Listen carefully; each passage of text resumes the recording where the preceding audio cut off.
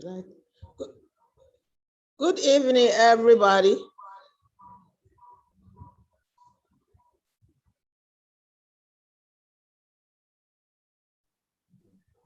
Good evening to you.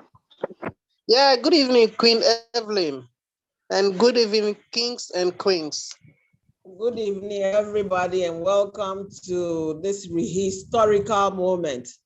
I think we don't have full house yet, so do we agree to give ourselves 5 more minutes to get more people on the call?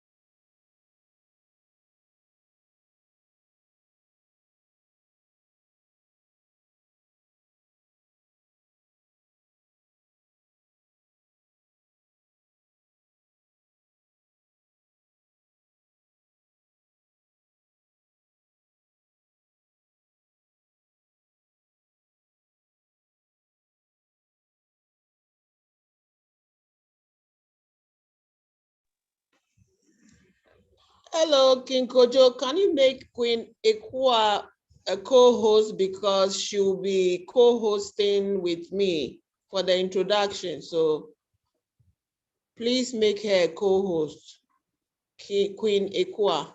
Okay, I think that can be done by Chris or I think King Uche is also around, is also here. So either King Uche or King Chris. So King, if it is possible, or you can also delete my hosting and then make her a co-host. She's Esther Ekua George. So if you don't know Esther Ekua George.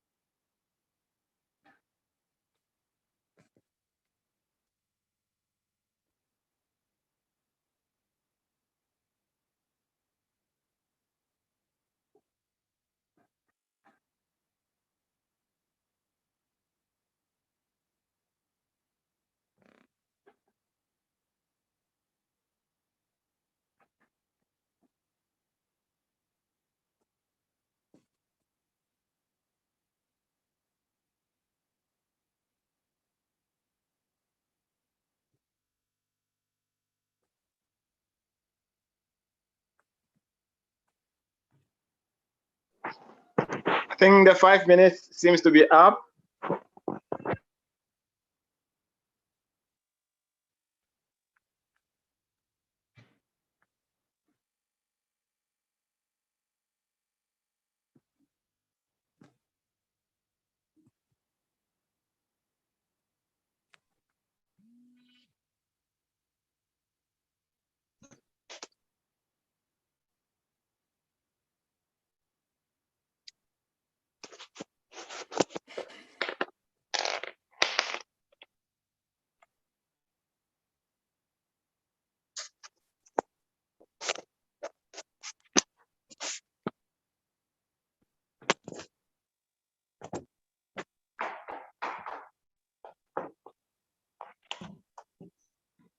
evening, everybody, and thank you for joining us for this historical moment in our continent and in our country. Today is the first day we are meeting the general ACUP participants, and we are going to let each other know what ACUP is about and why everybody has to come on board for us to take this country, this continent out of the situation it is in today. So today we'll be discussing so many things like the history of ACUP, where ACUP is continental-wise, question and answer moment, and other things will be discussed on today's meeting. So not to waste more time, I'd like to introduce the first speaker. The first speakers for this evening, Queen Afiba and King Ahinka. And I'm saying King and Queen because if you all bear with me, we are all Africans and we are royalty before colonizers came. We have to take our rightful position of being royalties, of being king and queens. And our mind will determine what we become in the future. So without wasting much more time, I'll hand over the floor to King Ahinkan and Queen Afiba to tell us the history, the vision, and the mission of ACUP. Thank you and have a great evening.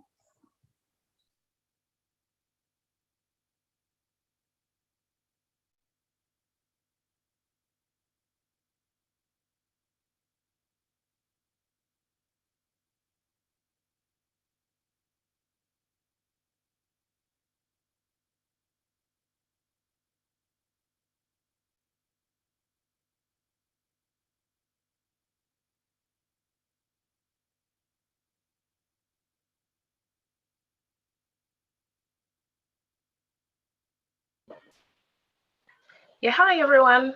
Sorry, I was having trouble with muting and unmuting. I am Queen Afiba.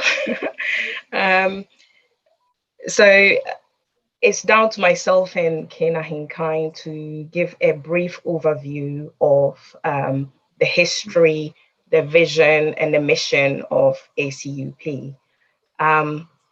So without further ado, I'm wondering, does the technical team have the slides or do I need to share my screen? How does it work? I think you can go ahead and share it and then Because I sent it, okay. Right, okay, you've got it. Okay, cool. Right, okay. Thank you. Can we move on to slide 1, please, in the next slide?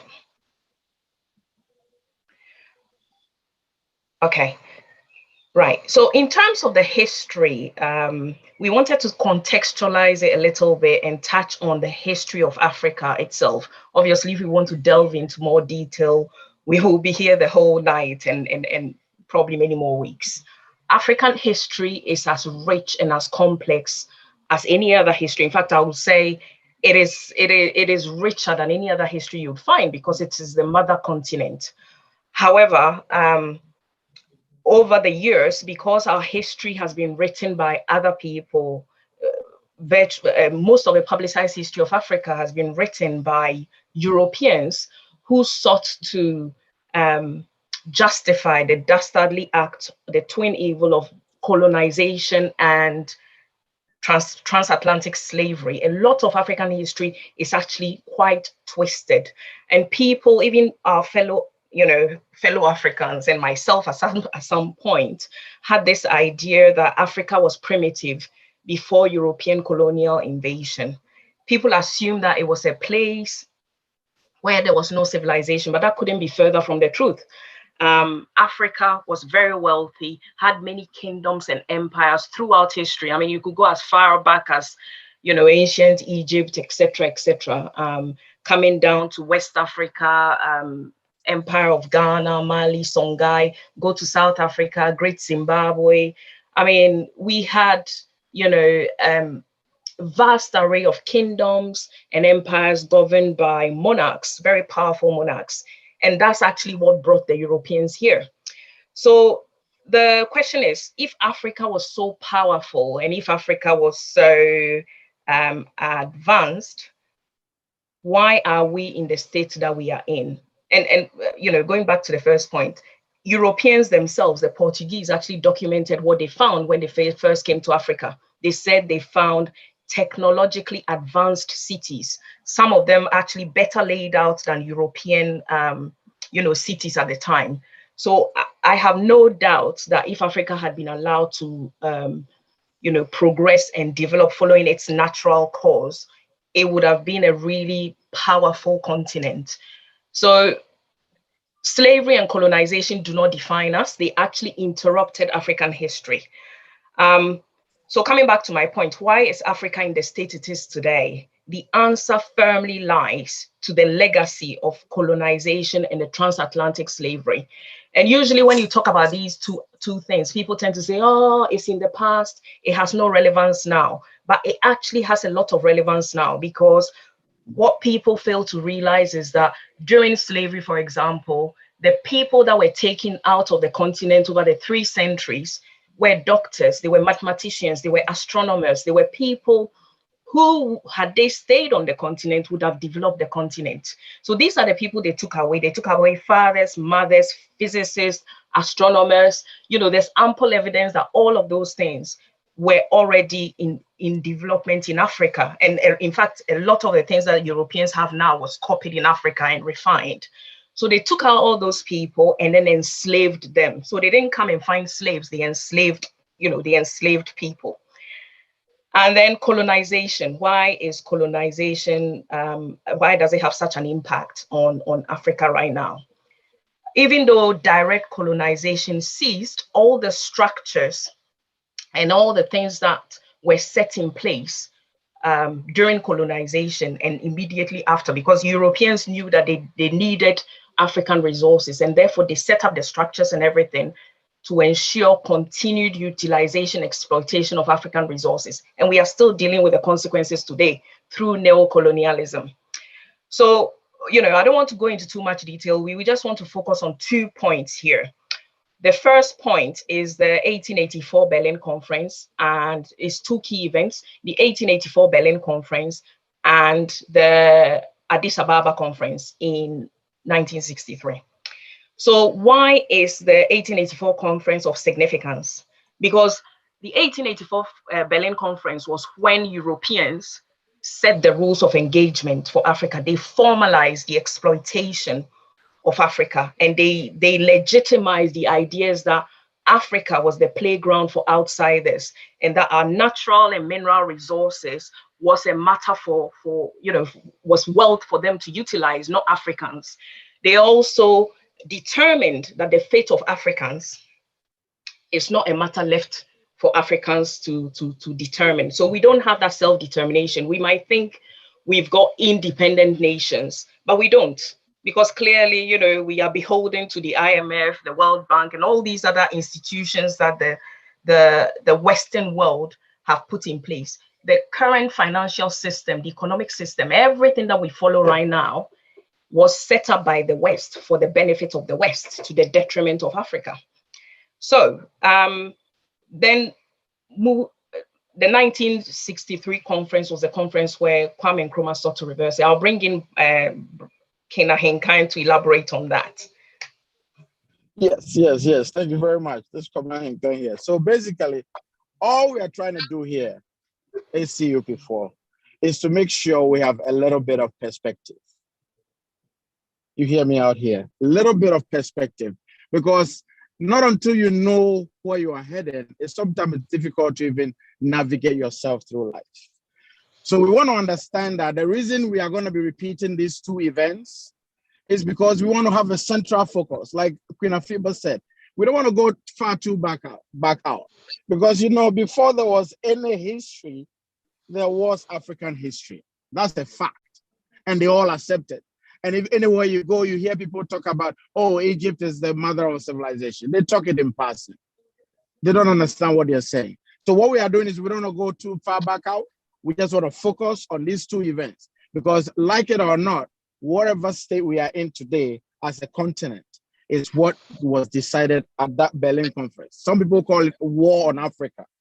And they did it from our northern front, all the four cardinal points, north, south, west, and east, attacking us with their great armies, while at the same time looting our strong men and our wise men and our best of the best with them to the other side of the Atlantic. So this is why we want to know more about this Berlin conference. And like Queen Afiba said, it is important we all go and search it out. And then once we know this is how we got where we are, then we can together formulate ideas and stuff to be able to overcome it. So here's what's going to happen. This Berlin conference thing, we're talking about, not even the whole of Europe did this. It's just a few Europeans that call themselves elite, decided to demarcate and deconstruct Africa according to how they wanted to do it. So they systematically did all that. And then right after they're done, now you can have people like, what you call it, a queen's daughter or a king's son sitting there in a dining room saying, Daddy, I want this country. And then they just send him out there. And from that going forward, everything in that country belongs to this child. Think about it. Where you become like a legacy or a heritage for another continent or another race.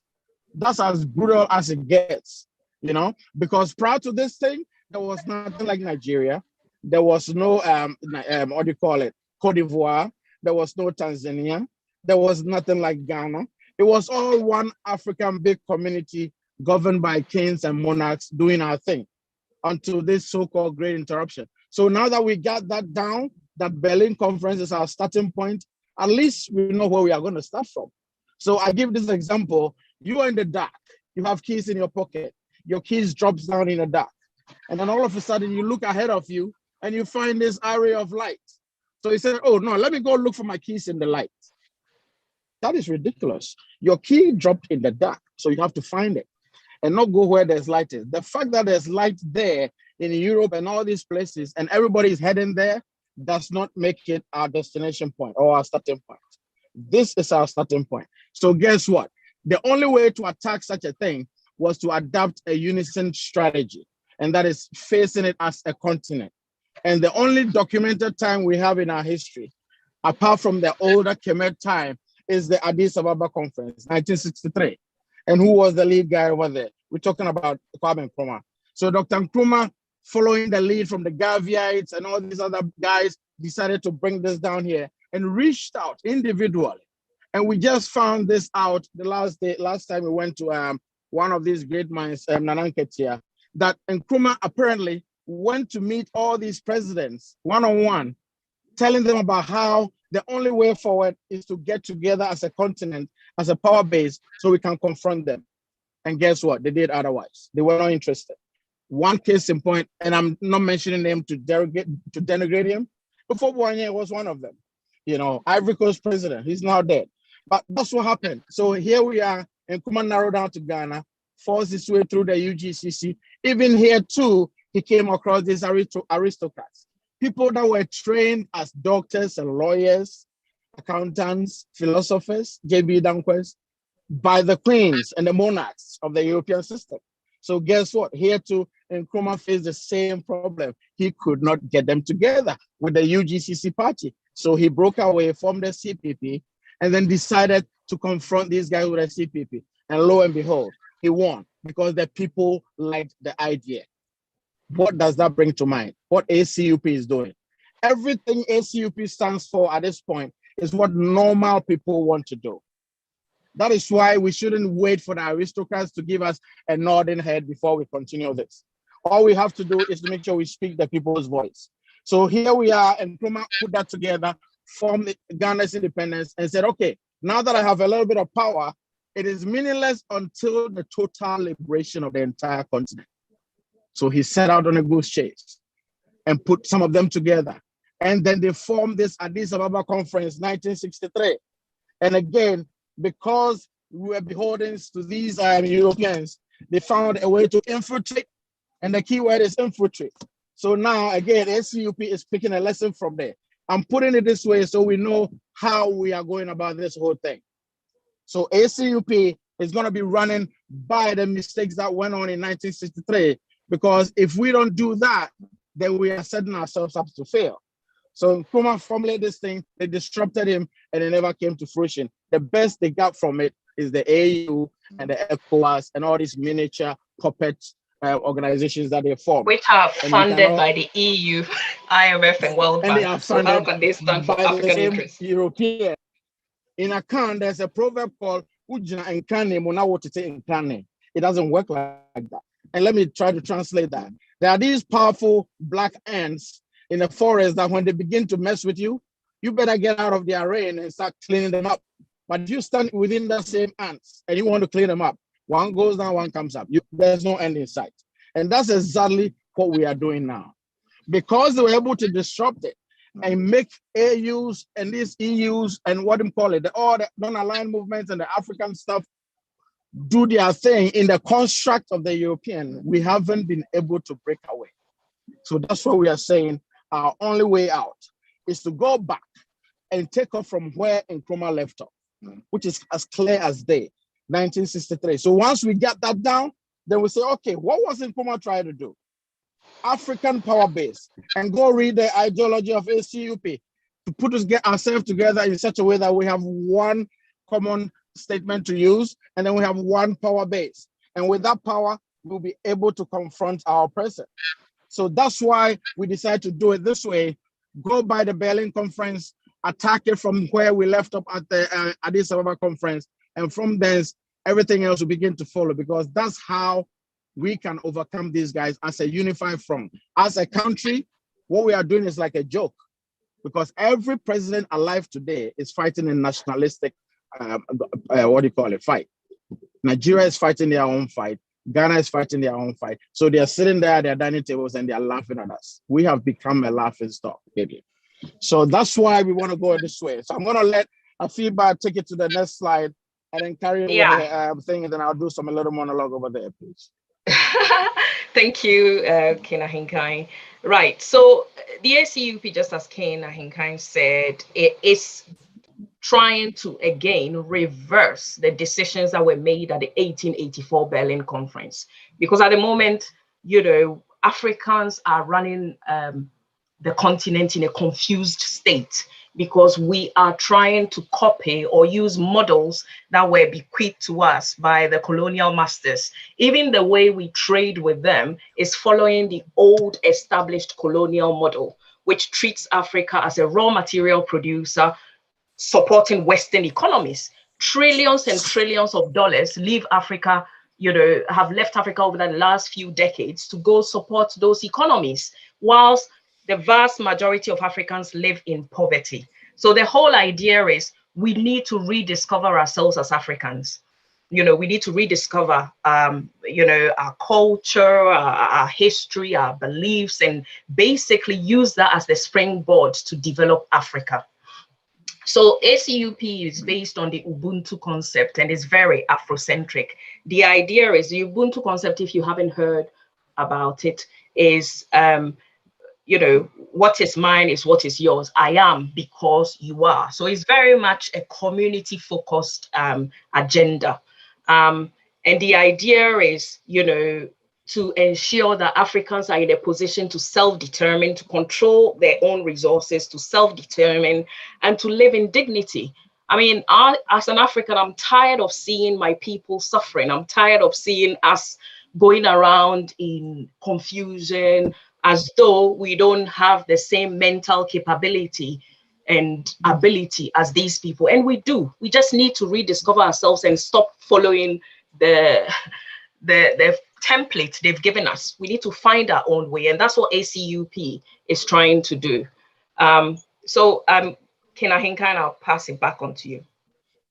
Right, so just like she's saying, now that we've established our way forward, that we're going to apply it the African way, because we have tried the hybrid way. Can you believe the Constitution of Ghana, they call it hybrid constitution, and ask what is the hybrid made of?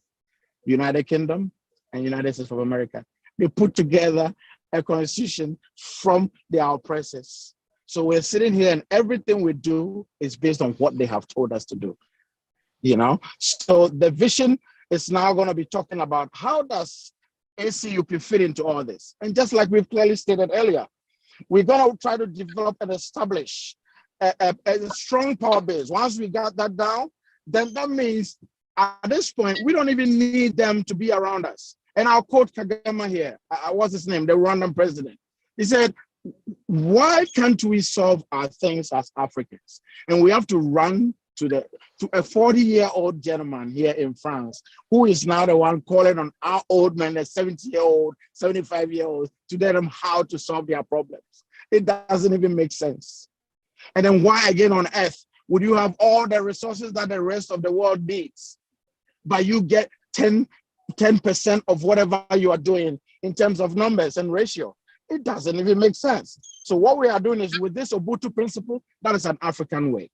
And again, something that we picked up as a nugget when we visited Nananketia was that when it comes to governance, the African way, there's no way you can call the chieftaincy dictators, because they don't really dictate. And as we were sitting there, he had a meeting with his sub-chiefs, and guess what happened? They decide among the chiefs. And once they've taken a decision, the paramount chief picks one from each of them, puts it together, and all he does is represent that, speak what they are speaking. So in turn, it is what they are all saying that he ends up saying it aloud, you know? So it is never something you can look to as dictatorship. It is in fact what you really call the communal, community, cooperative way of governance, where people have direct say in their governance, unlike what we have today. So ACUP's ideology is what is going to bring this Ubuntu thing as a philosophy, and that is what is going to guide us to make sure that what we call real democracy, not this pseudo-democracy, or what they call window dressing. We, in the accounts where we say, Kabimamin Kabia Bai, I like to throw in most of the account words because I'm just sick and tired of making everything English sometimes, you know. So Kabimamin Kabi governance, where everybody has a stake, something to talk about.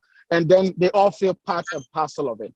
Afrocentric is what the other way of saying it, you know, because our current governance systems is based in line with what the European wants us to do. We're not going to do that anymore. So that is what I want to say about the vision. Once that is secured and we are running around with just African stuff, we're talking a complete U-turn here, people. Complete U-turn. Otherwise, anything we're doing is not going to work. So there has to be a complete U-turn such that they will even get confused, because the way we're going to run this thing, they will have no idea how to interfere or interrupt again as they did before. So that's what we mean by the vision being purely Afrocentric. Everything African way. Yeah. So Afiba, take it to the mission for me, please. Cool. Right. So the mission breaks down the vision into areas of focus. You know, as we both mentioned earlier, the aim is to basically change the systems completely. We need to change the way we engage with Europe and the rest of the world. We need to stop playing to their tune, and we need to do what works for Africa. This is what so far, because leaders are working individually, they've not been able to do. So some of the areas that will be subject to changes is the political system. We want what we call African inclusive democracy, which will deal with the problem of tribalism, et cetera, et cetera. Economy, we want it to be human-centered, not the sort of murderous capitalism that we see in the West. At the same time, we are not proposing to go to the extreme of socialism, but somewhere in the middle where everybody is included and we have a social safety net for, you know, for everyone. So, and security, at the moment, if you noticed, there's an encroachment on Africa. There's an assault. You know, you have, I don't know, I think the US alone has something like 34 military bases across Africa. France has quite a few. China is now making its way. If we have a Pan-African army or a Pan-African base, that won't happen. And that's what Gaddafi, Kwame Nkrumah, all these people proposed. But obviously, some of the leaders who were either afraid or in the pockets of the colonial masters didn't play the game.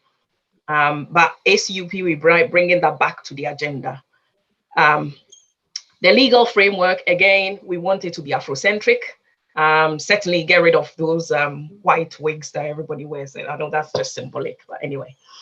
Education, we need to change the education system to make it Afrocentric so that we develop a wholesome African child who is confident, who is proud of their identity. At the moment, when you look at even the history curriculum and that sort of thing, it's still pointing to, you're teaching African children that all their rivers, their mountains, the discoveries in their continent was done by some foreign body. What do you expect them to do? They will look up to those people because it seems all the river nearby in their village, nobody knows what their grandparents were doing, but some European had to come in order to discover it and give it a name. So this is something that needs to change. And secondly, the education system needs to be practical. We're churning out students out of our universities with no practical experience. So these are all things that we'll be looking at. Job creation, obviously we're looking at industrialization, we're looking at creating work through building factories, feeding our nations, and ditching this old colonial model where swathes of land in Africa is basically reserved to produce crops that Europeans need, that Africans don't actually need. Have you asked yourself, why does Ghana spend so much of agricultural land producing cocoa? Cocoa that the Europeans pay at rock bottom prices. Meanwhile, Africans don't consume as much chocolate. I like the idea of trying to process it and turn it into chocolate. It will take time, but the proposal is we need to be Afrocentric, feed the nation and then export to other African countries, increase trade among African countries before looking outside. If we do that, it will increase the prices of those raw materials anyway, and those agri products. And the funding of the ACUP, as we saw on the other slide, the AU and all the other prominent bodies, including even political parties in our countries, are funded by the West. People come to power funded by the West or China or different. So when they come to power, they don't have that vision of or the interest of Africa at heart. They just want to please their colonial masters or their neo-colonial master pulling the strings. We want to be funded through revenue generation activities and also membership. So funded by Africans for Africans. So that's where I'll leave it. I'll let Ken Ahinkai finish it off. Wrap it up. So let me finish this up by just basically running through it real quick. I don't know if we're taking too much time, people, but please indulge us here. Now, I'm just going to say with the political side, like Afiba said, it is done in the construct of the Berlin Conference ideas, whether they like it or not. That's what they're doing. So if we say in Afrocentric, what are we saying? This is the only continent on planet Earth where you can find tribes. And when we say tribes, you all know what I'm talking about. Now, our system of democracy here doesn't take care of the tribes. A few aggressive tribes and greedy ones have taken charge and they keep taking turns among themselves. The others don't feel any sense of belongingness. With ACUP's Ubuntu concept, Ubuntu philosophy, it doesn't hurt to have every tribe represented. And I'm not talking even the parliamentary and the assemblyman levels here, in Ghana in particular. All I'm talking about is at the presidency. Because for some reason, even though the president is not the win or say all, it is something that because your tribe doesn't get a chance to become a president, you always feel left out. So with the African way of doing this, the Afrocentric way, regional base, the tribes are filled within all the regions. So once that is taken care of, we take turns, whichever way, and the details will come up later. But then it has to be done in a way that every tribe feels belonging. And that's what I want to say on the political side. The economy, she said human-centered. Now, if you don't know what human-centered economy looks like, don't look far away. I don't know if China is in your country yet, but they're here in Ghana. And I travel everywhere. I travel to Shire Hills to look at the land over there. And from there to Kumasi, we're talking 300, 400 kilometers apart, Ashanti region. And the one district, one factory that our president now decided to operate, apparently, is what the Chinese wants to do. So the Chinese are running all these factories. Every factory I saw along the way to Kumasi was by the Chinese, and that's not where it ended. They have built these crazy shanty town buildings, cemented buildings with toilet facilities in it. And you find these guys struggling and sharing these small minor places. And it was common among the whole places, all the Chinese factories. They built a strip building, but none of them participate or use the same thing. They sit in their Hondas, and their Benzes and all this stuff and drive to the big estates that they've bought cash, you know? Yeah, they get funded by their government. And then they go. So that is how you see when people are being maltreated, how it begins. In your own country, you're being treated as if you're a foreigner. That's not right. But here's where the example comes in. There's one industrialist, engineer, entrepreneur in Ghana here. His name is Apostle Kojo Sapo. And people know him by his way he does his things, Kantanka. And I happened to drive with one of our, our executives or our members to their house. And I saw a 5-6 story building, mosaic tiled all around, air conditioned built in most of the rooms that I saw.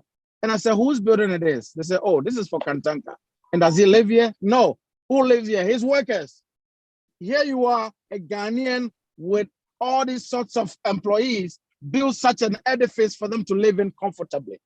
That's what we mean by human-centered, you know? So even though you could be thinking that, oh, the Chinese are here to create jobs.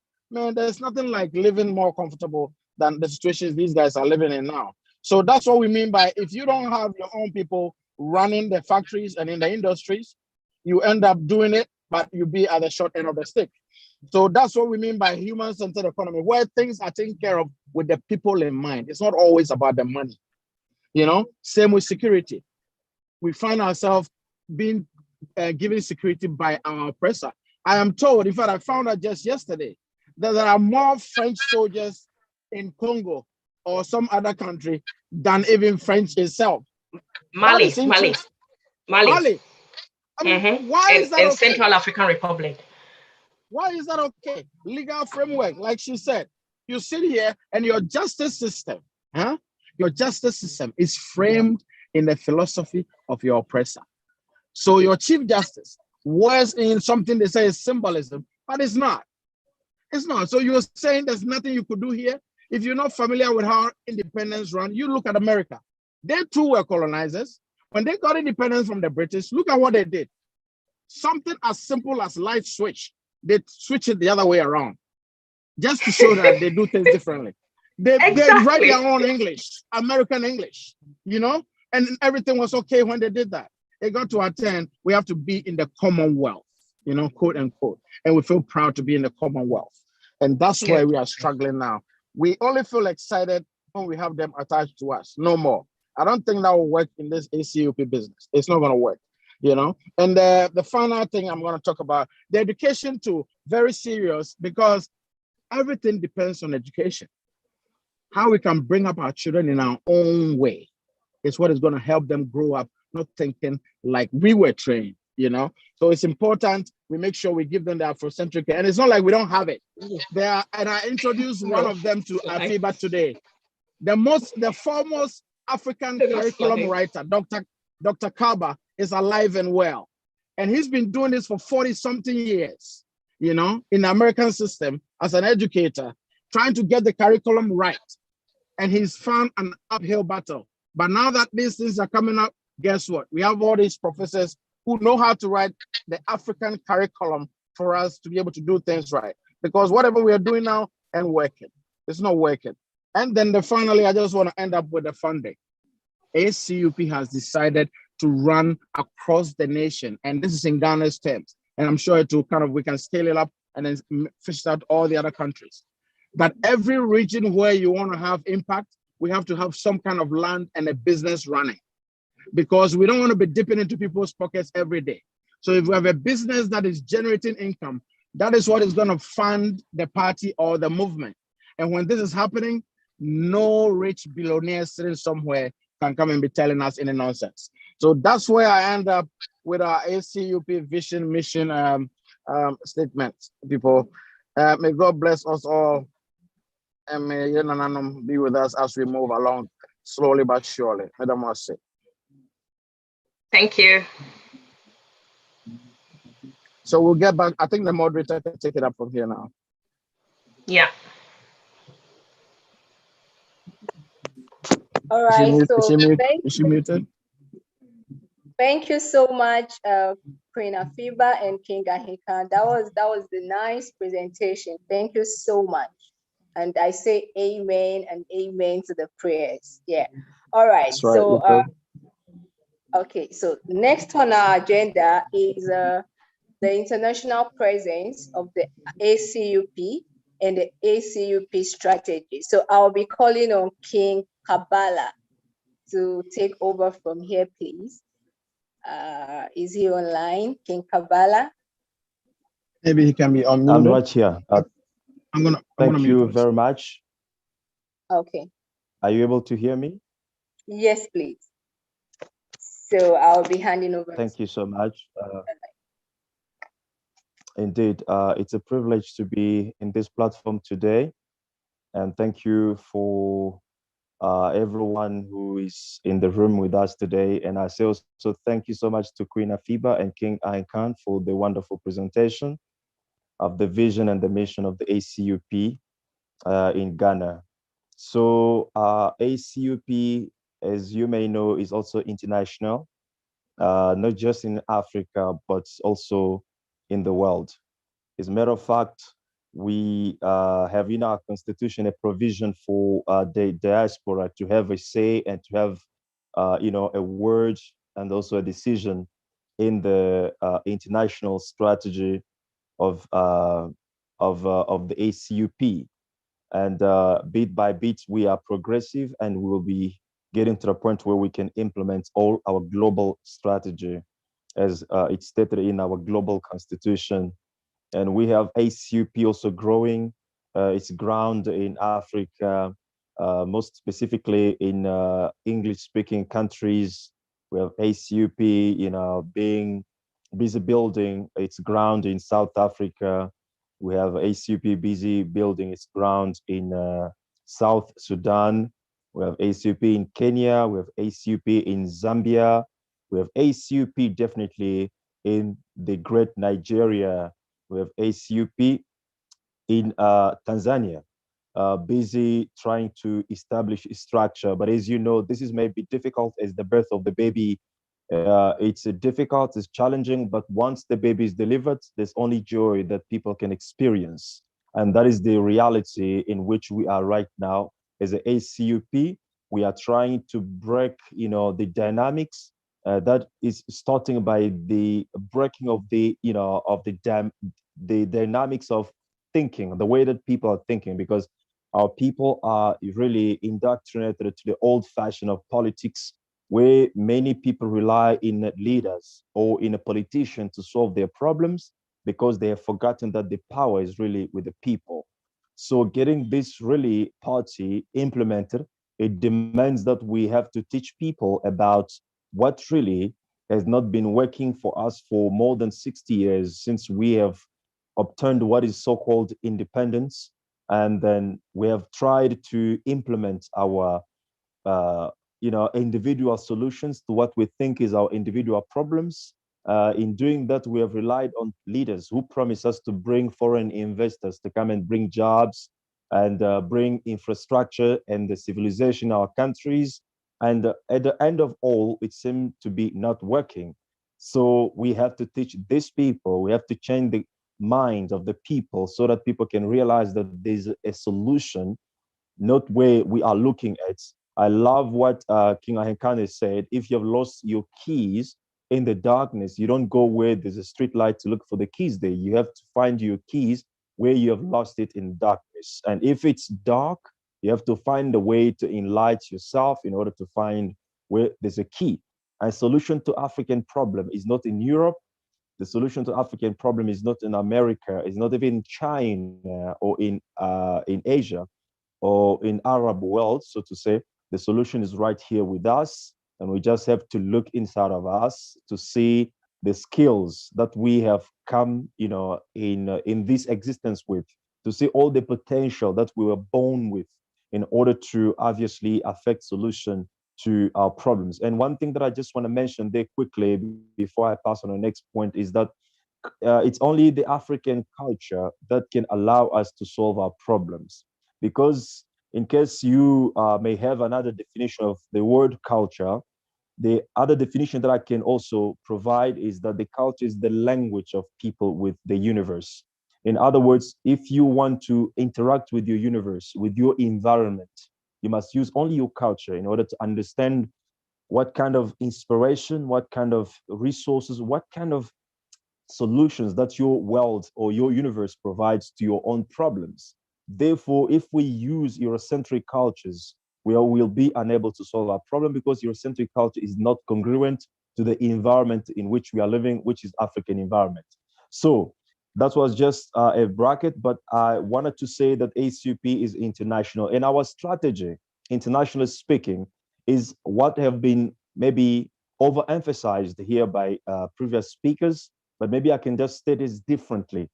And what I'm trying to say is that for more than 60 years, we have tried, individual solutions. Is if we are Ghanaians, we've tried Ghanaian solution, Nigerian solutions, but it seems not to be working simply because there's no Ghanaian solution. We are facing a collective challenge that we are supposed to face or to solve collectively. And as much as there's no Nigerian solution, there's never been Ghanaian solution or Congolese solution. It's possible that there is no Congolese future, or there's no Congolese Nigerian future or Ghanaian future. There might be only African future. And we are here as ACUP. Our strategy is to find the African problem, and in order to come to, after we have found what is the African solution, we'll be able to also find our individual solutions, which is Ghanaian and Nigerian, Congolese solutions, so and so. That is the main strategy of the ACUP. And in order to accomplish that, we have to understand that we cannot change our society, as it was said by King Ahenkan, that this is about making a complete U-turn, which implies that we need to change completely or fundamentally our society, which is the African society. And we cannot change the African society with good jobs that are provided by foreign investors. We cannot change African society with infrastructures that we call upon Chinese to come and build for us. We cannot change the African societies with the leaders that are being funded by foreigners, as it was mentioned by Queen Afiba. We cannot change African society with education curriculum that is designed by European and or by Chinese.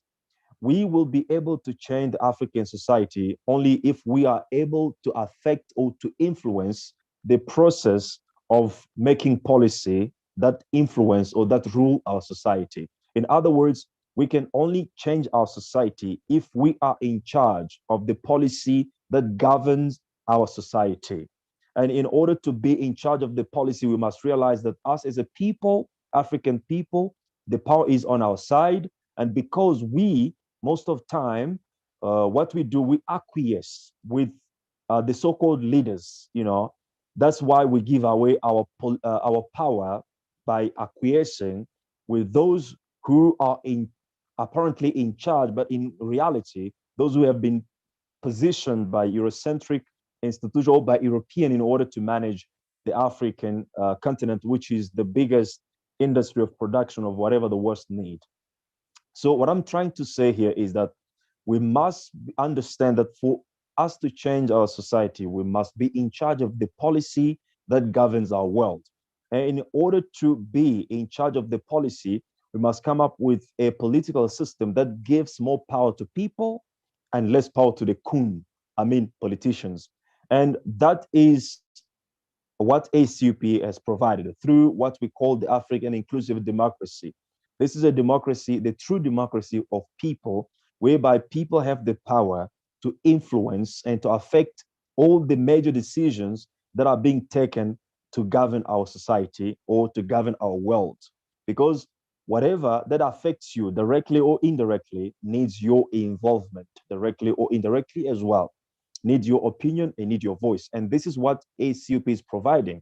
And if us at the grassroots level, we can be in charge of the policy that govern our world, it will be possible that we will only amend the policy that is profitable to us, economically speaking, scientifically speaking, educationally speaking, and so on, and our society will change. Because you know what?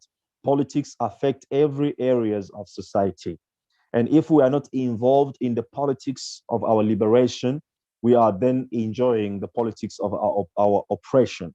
And I encourage everyone in this room today to begin questioning ourselves, because everything, every problems is solved or are solved through the process of questions and answers. We need to begin questioning ourselves.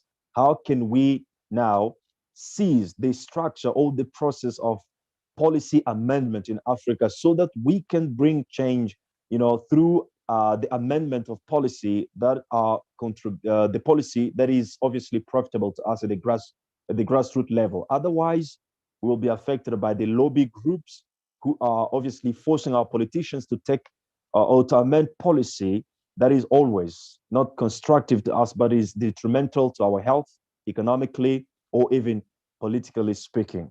So this is overall the strategy of ACUP globally. That means we have a global agenda, which is obviously going to be channeled down nationally, whereby we have to design national agendas, obviously with the same vision, which is the African global power base.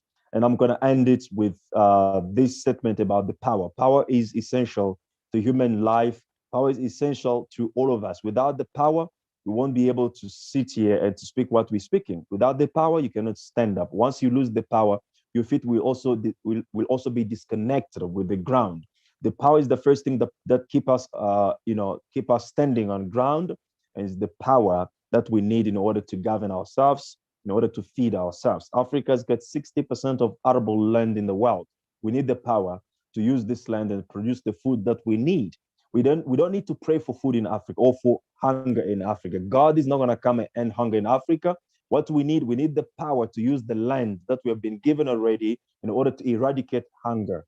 We don't need to pray for poverty in Africa, because we have been given oil, diamond, gold, platinum, all these materials that the world needs. What we need is the power to use all these resources in order to provide solutions to all our problems. In Africa, we don't need to pray for security, because I saw the statistic in 2016, Africa spent 42 billion individually for the provision of the security of head of states, actually, because what we call the African defense system is only to protect those who are in power, but not necessarily to protect the citizens. And 42 billions of dollars were spent in 2017 individually. However, if we can bring this defense budget together of 42 billion, we'll be able to build a strong army or strong defense system to protect Africa integrally, against all the predators of Africa that we know. But going individually by building our defense system that cannot even stand against France, against Italy, against America, is a waste of time. So we need the power. We cannot pray for security because we have a solution right here. Our individual budget can be brought together to build, a continental budget for defense system. So Africa, just want to say that we cannot pray even for anything because we've been given everything. But what we need, not be even to pray for, but what we need to bring into existence is the power. And that power is the vision of ACUP, the African Global Power Base. Peace and power to you, Black family, and I thank you.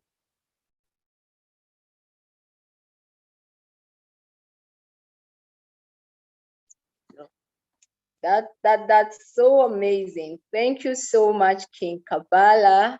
Thank you so much. Yeah, so according to him, he said, we are here to provide solutions to the problems facing Africans and also individuals. That is why ACUP is here. Once again, thank you so much, King Kabbalah. All right, so next on our agenda is the core mandate of the general members of the ACUP, and I'll be calling on King Asante to take over from here. King Asante, are you here, please? King Asante.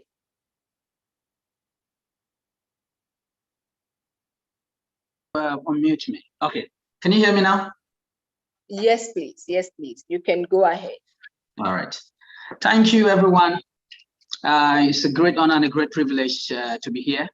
And we all know very well that if these issues are not very important to us, we won't be converging tonight to address this all important issue.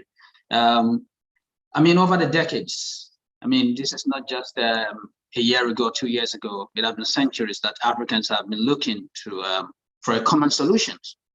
And no single African country was colonized single-handedly. We all colonized at the same time, and we have independence differently. And independence in itself is the ability to have a freedom without external control. Africans should have sex for liberty, but unfortunately, it's independence that we have. These are two different things. But it's a privilege that the core members of the ACUP have decided to look forward, to look for a common solution. Nothing is too late and nothing is too soon. So we are in the right place and at the right time. So our message to the core members of the ACUP, that is including ourselves, is to make sure that we work as one.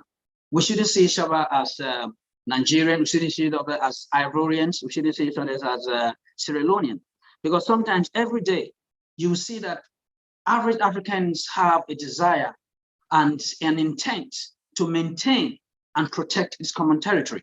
I've heard people saying that, look, I'm going to die for Ghana. I've heard people say I'm going to die for Ivory Coast. I promise you, if you die for Ivory Coast or die for Ghana, I mean, that's a stupid death because it doesn't worth anything. So the truth of the matter is, I wanted to see each other as one with a common mandate, as in, even though if we are speaking in relation, I mean, this meeting is purposely for Ghana, but ACUP being an African base is going to be between Ghana and Africa, but I'm going to focus more on Ghana. But the situation is, in Ghana, you'll realize that we have intention of defending our tribe. This one was from the Akan, and from the Airways, and from the Upper Territory and the rest of it. That is the source of division. And most of our election results since 1992 have reflected these tribal sort of platform. You will definitely find that more often than not, the Akan seems to be the majority, eventually have most of the presidents that we have in Ghana. And you find that some of our leaders are completely inefficient. That someone will say, look, I'm going to vote for my own. And it has never served the purpose of the country. You remember 2007, the same tribal issue actually nearly engulfed civil conflict in Kenya. And the history goes on and it keeps repeating itself. It doesn't serve us well. And another aspect that we have to look at again is a religious aspect. You see we have Christianity, we have Islam. You will see that people lean towards Christian aspect of things and Islam sort of stuff. All these things have no positive effects on Ghanaians. We have to see each other as one. So as a core member of the ACUP, when you meet me outside and I meet you outside, our goal is one. We want to change the political landscape in Ghana. It has been 30 years. I'm absolutely sure that on the platform, there are people probably might not even be born when we started voting. And here you are, maybe you're 20-year-old, maybe you're 25 years old. And the economic situation is the same. Nothing is going to change until we change the situation that is Ghana. We have to change the way we vote. We shouldn't vote on tribal sentiments. It has never changed anything. There is nowhere in the world that you go to that people are engulfed in tribalism, where the other seems to look down on the other. A typical case in hand, you can always just look at the other side. Look at Israel. You see that the Israelites the Jews seem to look down on the Palestinians, and the Palestinians, there's a kind of rivalry going on, and since 1948 to present, they've never seen no peace. And I'm sure the way things are going, peace is going to be an illusion to them. It's never going to happen. And in Ghana, it has been happening. It's just that it hasn't led to an entire sort of hasn't engulfed himself into an all-out war. But politically, it is happening. So that is a political war in itself. And we as ACUP should try as much as possible to distinguish ourselves. We shouldn't, vote on tribalism. We shouldn't see each other as NPP or the rest of it. Even though, if you see yourself as NPP or NDC, it doesn't serve no purpose. So within ACUP, our mandate is to work as one. It's just like a typical broom. When you hold a broom together, you put them together, even though you give it to the strongest man on earth, you can't break the broom. That is the sense of unity. Our unity is our core. We must find this together. We must hold this together. We must function as one. We shouldn't have fragmentation amongst us. We must move as one with a common idea and with a common destiny. We shouldn't say someone is not a religious person, then that person seems to be devil and he's to be tagged as a devil. No, he's a Ghanaian. None of us is traveling on a passport that is, he has an Ashanti passport or a Fanti passport. We all travel as Ghanaian. Even with that, that has a limitation in itself. But for the purpose of the conversation, we travel on a Ghanaian passport. We don't distinguish ourselves as, of airway or Ghana or accounts. There's nothing of that sort. So we must try to, work together as one. Unity has been a buzzword, probably maybe 50 or 60 years now. I mean, since we have not been able to put ourselves together in a form of unity, that's the reason why we are suffering today. We must work together as one common people and as one destiny. And again, another aspect of things that ACUP has to look into very carefully, and another is a mandate to all ACUP. We have to look into what we call the African science. We must embrace this. We must make this an ingredient of the ACUP. This is a charge to you, it's a charge to me. If you go back, you look very carefully, you realize that we have what we call the Ayurvedic sciences. We also have what we call the Yogic sciences and even the European sciences. But the most important that people don't talk about today is the African science. The African science is paramount. It is the African science that built the world today. It is the African science that built the technology that we are having today. If Africa should embrace what we call African science, I can guarantee you that KNUST is not going to be a useless university as it is today. African science is the foundation of knowledge. African science is the foundation of defense. The previous speakers before me spoke about power. They spoke about the strength and the ability to defend the lands and the resources that we have. You can have all the resources that you have, but if you don't have the power to protect and defend them, those resources become useless. These resources and the land can be protected if we have a knowledge of the African sciences. The African science means knowledge. The African science, it is the cutting edge, the Wi-Fi, the high five that actually most of our leaders that died before us. Imagine if Kwame Nkrumah was to embrace African science and Marcus Garvey and the rest of it. I can assure you that the other agents of the West wouldn't have get closer to him. The Africans is very, and I'm particularly very happy that there are people amongst us, might not be on this platform, but globally, that have the knowledge of the African science. And ACUP, through the Free-Minded Academy, is introducing a course called the African Science and other areas of development that we're going to be looking to. And I'm calling on everyone, I'm urging everyone to attend this program and particularly focus on the African science. That is going to protect us. That is going to give us the defense and the knowledge that we have. The African science is the cutting edge and it's very important to the ACUP. If ACUP is to sustain and if ACUP is going to progress to obviously achieve the goal that it's looking for, then you cannot rule out African science. If African science is introduced to be enshrined into the Constitution of Ghana, we're not going to be experiencing the mess that we're experiencing today. The reason why Ghana is experiencing the mess that we, what is going on? Approve. Okay. Sorry, I think something came up on my stuff. So the most important thing that ACUP needs and the entire African continent, that includes Ghana, is the African science. We ACUP have reached out to many notable Africans globally, and they have decided to come to us that they're going to give us a lot of ideas on the African science. We need African science in order to protect ourselves. We need African science in order to be able to distinguish between a friend and a foe. We can be having people amongst us, we'll be thinking they're friends, but really truly they're foe. So we must find a proper solution to our predicament. It's all good to speak all the lovely English. It's all good to talk about all the lovely ideas, but it's not going to go anywhere, not until we have a proper way that enables us to obviously distinguish between a friend and a foe. It's just like when you enter the United States or most countries, they're easily different. They easily, from a distance, they can tell you that this is a foe and this is a friend. They use their technology to do that, but we have the African science to do that. We must embrace it if ACUP is to move forward. And again, I've heard that other people also talk about industrialization. Industrialization is not the African way. Africa is an agro-based economy. So Africa has to look into more agro-based way of development. If there's anything, there's a way called we call it the economic dualism, where industry meets agriculture. That's another way we have to look into. Once we are able to obviously invest amongst ourselves, use our common knowledge, obviously embrace our lands, and instead of giving our lands to Chinese and the rest for a lengthy period, maybe 10 or 15 years, and that includes locals residents to obviously gain. Because I remember 2009, I was in Hong Kong, and I met this English guy that was about to engage in business in Hong Kong. And notably, remember, Hong Kong is obviously run by these Chinese, and there are lots of other states that look, before you engage in any business, you must have a part of the board meeting a Chinese or Hong Kong citizens to obviously run the business. And this guy was in there with about £5 billion, and he couldn't obviously invest in the business because he thinks that there's going to be a heavy influence of local Hong Kong citizens without them not investing money into the business. So these are some of the things that we have to find a way of changing stuff. But the only way to change things is for ACUP to be in power.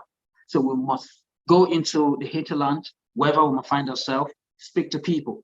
As far as I'm concerned, I believe that the campaign of getting ourselves into a position of power, into a position of making decisions for Ghana and Africa has already started. So ACUP, please, let's go in there, let's get into the community, let's speak to our people, let's educate our people on the essence of these things. We shouldn't open ourselves for, giving us $20 and we end up, voting for our people. Once we do that, we are not disappointing the generation. We are disappointing the generation unborn. Some of us sit down and get angry about what our forefathers did and how things were done properly for the past 20 years. If we continue the way things are, then our generation unborn are never going to forgive us.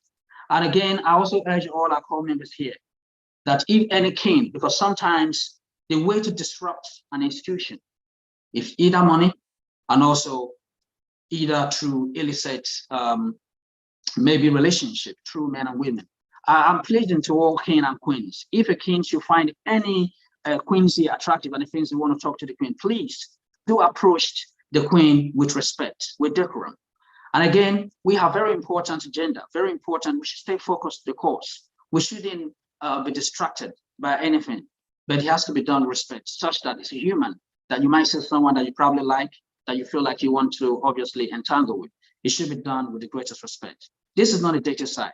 I'm particularly happy that at the moment, Date Rush is still running in Ghana. So if you think you want to go for a date, please, you can kindly do that. But ACUP is for serious business and a serious agenda. People might think that it's not important, but it's very important because these are ways and means that an institution can be disrupted. And finally, we should try as much as possible. For us to move this forward, we need strength. We need our mental faculty to obviously keep this in shape. What we have to do is we should try as much as possible to obviously engage in proper food that will keep our minds healthy and the rest of it. People might think it's not relevant, but it's absolutely relevant because most of the sickness and diseases that we're having today is to our improper diets. So we have to get ourselves inclusive in all stuff, in all areas that's going to keep us healthy, because I'm sure that one day we want to wake up with great health and we want to see that ACUP is taking all over Africa and is holding Ghana economically, politically, and in all areas of it. So thank you for coming today. I'm very grateful for this opportunity to speak to our people. And I'm very sure that many of us have questions to ask. We will try as much as possible to answer. But even though if you're unable to answer them here, please still feel free to give us a phone call, email us, and whatever medium that's possible. Thank you very much. Thank you. Thank you, King Asante. Thank you so much. Yeah, once again, he said here is not a dating site. So if you want to date, you should just join them on Date Rush. Yeah. Thank you so much for that. Yeah, and he also mentioned that, for us to create the change that we want to see, we have to go through the appropriate channel. And nothing is going to change if we don't create that change. Thank you so much once again, King Asante. Yeah, gradually we are coming to the end of our program. And next on the list is time for question and answer. So please, if you have a question in the house, kindly indicate by raising up your hand. Yeah, you raise up a hand so we can see, we can know that you have a question. And like he said, if we cannot attend to all questions, we'll look for a way to push them. We'll answer them and push them across to everyone. Thank you so much. Yeah. So we're waiting. Questions? Any question in the house?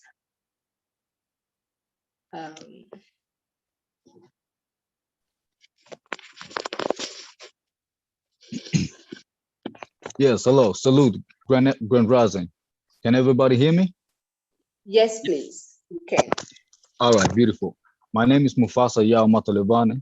I'm the founder of the Truth and Ancient Education Movement. And I do not really have a question, but I want to say something to King Asante. I'm with you, my brother. Absolutely, absolutely, absolutely. Because this is the way we should come together.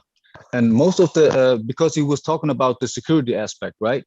So me and my team is already about to do Ubuntu security, private security for people's defense. And I want to register that in Ghana. And I just came back actually from Ghana, like a couple of weeks ago. And I met my team there. I met brother Kwajo Yeboah there. And I was very impressed because me and my movement is also about Ubuntu. Ubuntu, Sankofa, unity. Yeah. So, and how can we achieve that? We can achieve that. We know about this corruption, right, in Ghana and across Africa. So we cannot even trust the police officers. I don't want to say all of them, but most of them, right? So we need security. We need private security. Ubuntu private security. That's what I'm about to do. That's why I love the ideology of the ACUP. You know, I was reading all that. I was watching videos of Brother Kabbalah and Brother Kwajo Yeboah with Susan Tata the other day. I think the video was like 3 or 4 weeks old. And I was really impressed because they've been spoken facts. And I'm a man of facts. I love facts. And we have to grab the unity from another horn. We have to. It's not a need, it's we have to. We have to get rid of the indoctrinations. You know, as you said, we are the only race worldwide. We are not organized. Even here in Babylon, Germany, there is no unity. There is no Black community, African community. No, everyone is for themselves. And in my view, it's wrong because the Turkish can make it, the Germans can make it, the Polish can make it, the Arabs, everyone in the world is organized. So we never gonna make it to somewhere if you always depend on someone else. So I rock this ring. I got this ring in Cape Coast actually, and I rock this ring with honor because this is Sankofa, yes. And we just have to take back what's already ours. It's not that we have to go somewhere and try to conquer something. No, it's ours already. We just have to go out there and take it. I'm not like, I don't like politicians, but as I spoke with Brother Kwajo in Ghana, personally, I like that. I like that ACUP concept. I like that because it's all about Ubuntu at the end, right? So, and if we just stick to it, Ubuntu, Sankofa, unity, we will go far. We will go far because if we too much into the Western politics, we are more into he said, she said, and envy and greed, you know? But if you just stick to one rule, which is Ubuntu on this one, you have no greed because I am because you are, and you are because I am, right? So yeah, that's what I'm gonna do. I already bought land in Cape Coast. So for me, it's not rah-rah, it's not talking. I'm a man of handling, actions. I love actions. I don't like talking. It's okay to have meetings. It's okay to have online because some people are maybe not too much about actions. But me, for myself, I'm from Mozambique. My roots are in Mozambique. But me and my queen, we decided to come to Ghana. You know, it also has something to do because I refuse to learn another colonial languages. I already speak two. It's enough. I speak German and English. I'm not gonna speak Portuguese. No, I'm learning Twi right now, actually, and I'm learning Mashangan language from Mozambique, Gaza. Yeah, that's our Bantu language. It's our local language. So I'm again with you, King Brother Asante, because Minglish is too much English, right? It don't belong to us. It don't belong to us. Yeah, and some of our brothers and sisters, they make it too important. Oh, I speak good English. So what? A brother from the village, he speak 5 languages. He speak Ewe, Twi, Ga, etc. If you come to Europe, you will not find. If you come to Germany, they don't even speak their own language well. I'm telling you, they cannot speak German proper. They cannot speak English good as well, right? But at the other side, they say Africans are stupid. Africans are like monkeys. Africans smelling bad. Who's smelling bad? Who's a monkey? The African actually is the number one, only pure human. And actually, we taught the pink people how to use a bath, how to take a bath, and how to use a soap. That is historical fact. So we are not the second-class people. So again, it takes me back to Sankofa. We take back what's already ours. It's enough time, because some people in some Pan-African groups always talk about, yeah, our people need time. You need time for what? Time is luxury. We don't have that luxury. Time what? It's over 600 years. So I'm always saying, I'm not against my other brainwashed brothers and sisters. No, they have to come with us. Yes, but for me and for us should be the number one priority. The ones who know must teach. The one who knows must follow the lead, must show the lead. And the others have to see and watch and see if it works. And I bet if our brothers and sisters in Ghana and across Africa see what we're doing by actions, not by talking, by actions, I'm sure they will follow. I was just 3 weeks in Ghana. I was connected with brother Black Rasta and his movement, MAD, movement against disorder. I was with him and my queen and his whole movement on the streets. Actions. Even in 3 weeks, I was not sleeping. Yeah. Thank you so much, Mufasa. Thank you so much. That's a great contribution. And we appreciate that. Thank you. Welcome. So please, in order for us to have enough time for everybody for the questions and the answers, please, we need you to be moderate as possible with your contributions, please. So I think I'll be giving 2 minutes to everyone. If you have something to contribute, and if you have any question in the house, please, just 2 minutes for you. Thank you so much. All right. So having said that, all right. So I'm done. Any other because if question? I start, Any other question in the house, please? Any other question?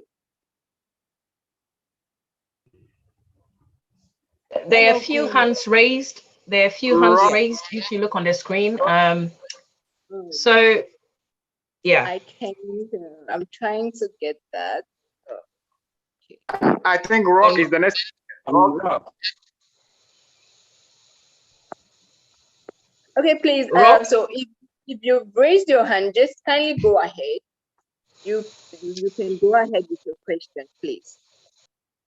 But it should be in an order. It should be in an order. Okay, I'm Rock. Can you hear me? Yeah. Yes. Yes, please. We can hear you. Go ahead. Okay, so this is Rock. Can you hear me? Yeah.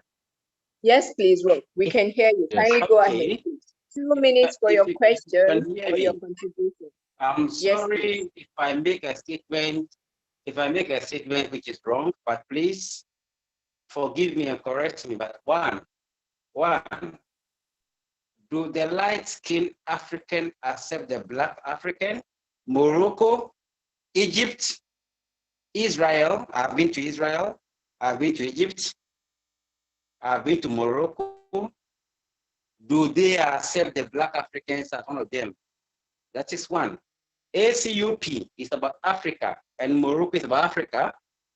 Egypt is Africa, and Ghana is Africa, Nigeria is Africa.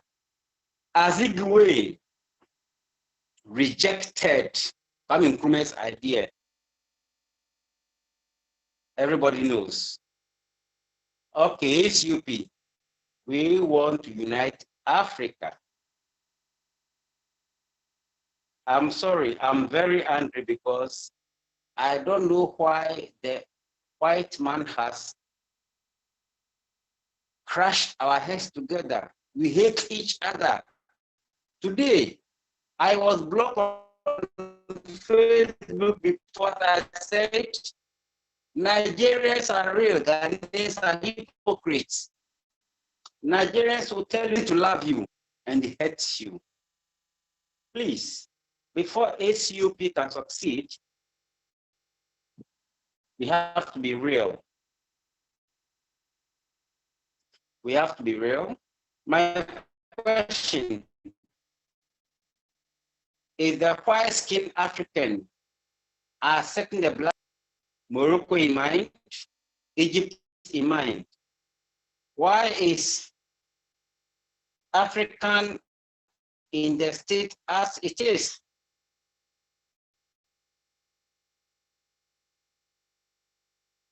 My other question, is Africa communal? We know that at least in Ghana, we respect the extended family, but the white man has taught us to be communal. My wife, my children, nobody else. Sorry. Okay. Western trends and the African is communal. Hybrid conversation. Ghana. Okay, when we come to the side, everybody in Ghana like the Western medicine. Herbalism started in Ghana, maybe in Mesopotamia. I'm a history student. Mesopotamia was the beginning of African intelligence before Egypt. Hello, King Rob. Okay? Please, can you hear me? Herbal medicine, the West have taken it from us. They are practicing it, and they are producing Western medicine, refined medicine to give us more troubles. Another question, the economy. Who's there? Hello?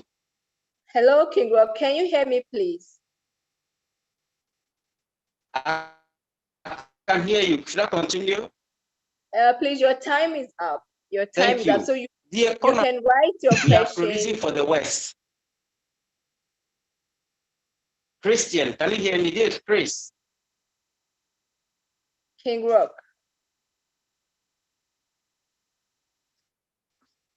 King Rock. Okay, so please, King Ahika, I saw you raising your hand. So please, can you take over from there, please? Can you go ahead with your question? Yeah, I'm Rock. Rock is the same as Chris, yes. Yes, Rock. Yes. Yeah. All right, thank you very much. Come on, here.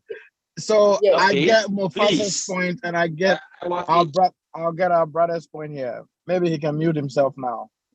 Yes, please. Yeah. So please go ahead. Okay.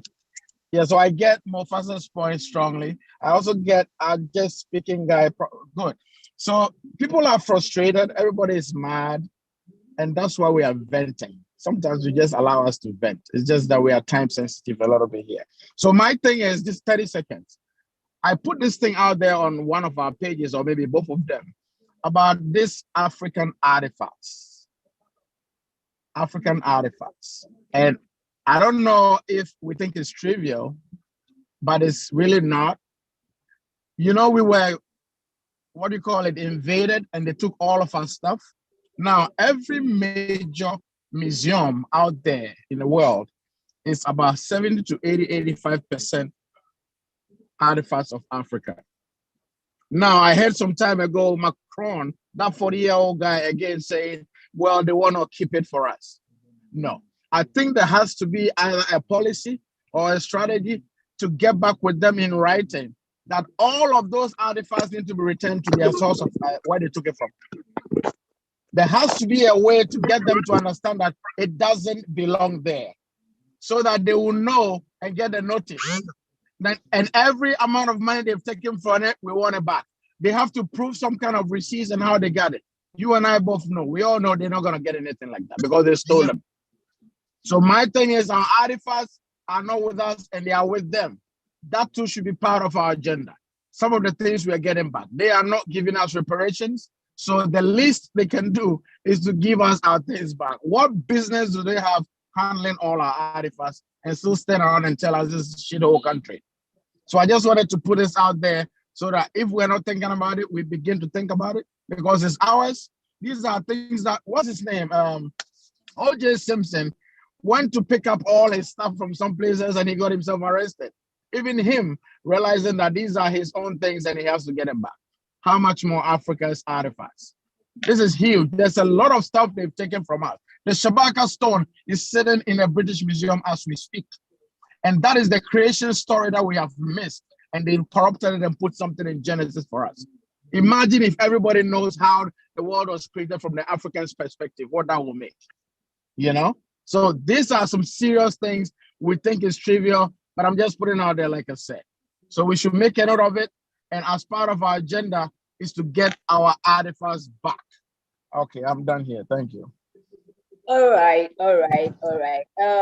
King Ahikan, thank you so much for that. Thank you so much. Duly noted. All right. So I'll give the room. I'll give room to Queen Valiba. I hope I'm correct. Yeah. Queen Valiba, I saw you raising up your hand. Please kindly go ahead with your question. Yeah. Hello, Yeah. everybody. Valiba. I'm happy to be with you. I want to take it from Rock. He was talking about the African family. And that is my wish, that African family must work on it. Because if Africa will be united, we must start from the source, and which is our home. And you can see that in every family in Africa, we are not together, we are not united.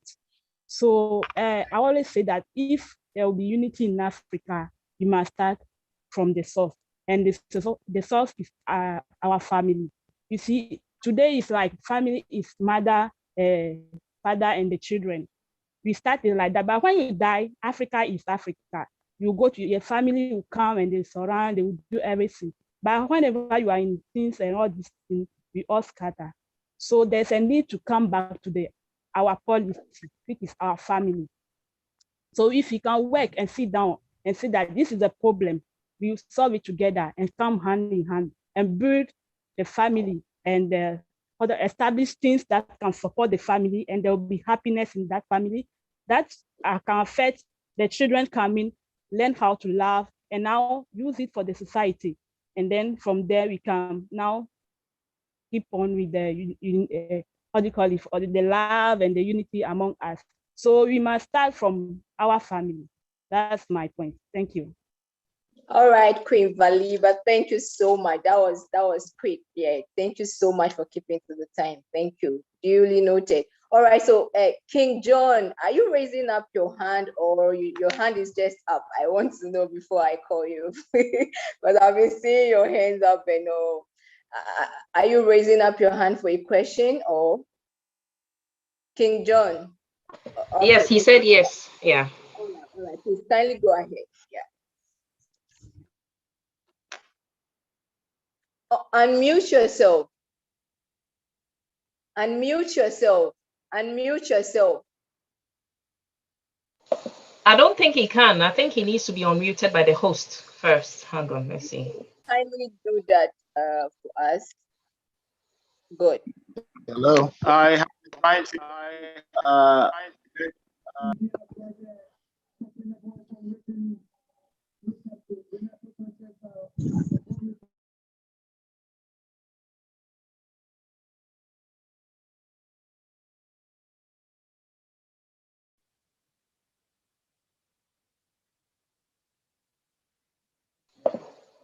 We can't hear you.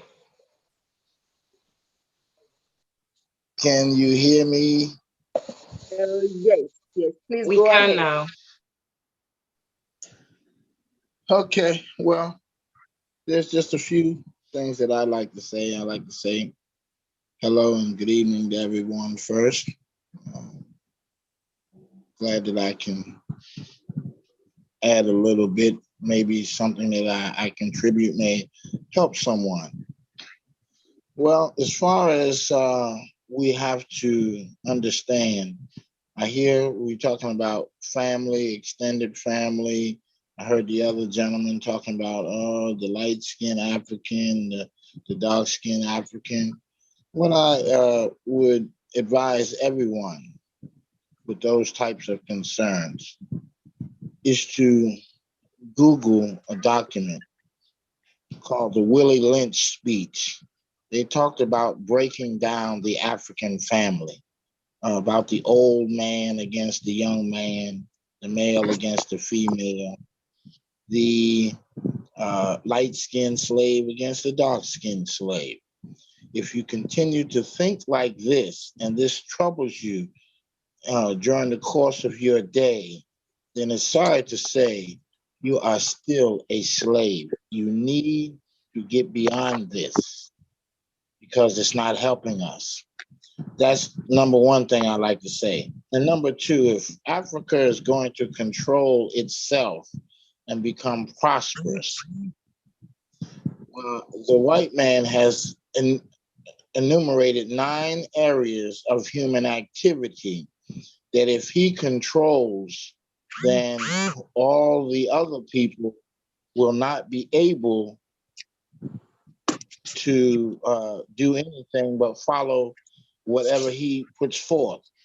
And those 9 areas of human activity that were enumerated was, of most of all, that we are not controlling in Africa right now, while we are in the condition and position we are in, is economics, education, entertainment, labor, law, politics, religion, sex, and war.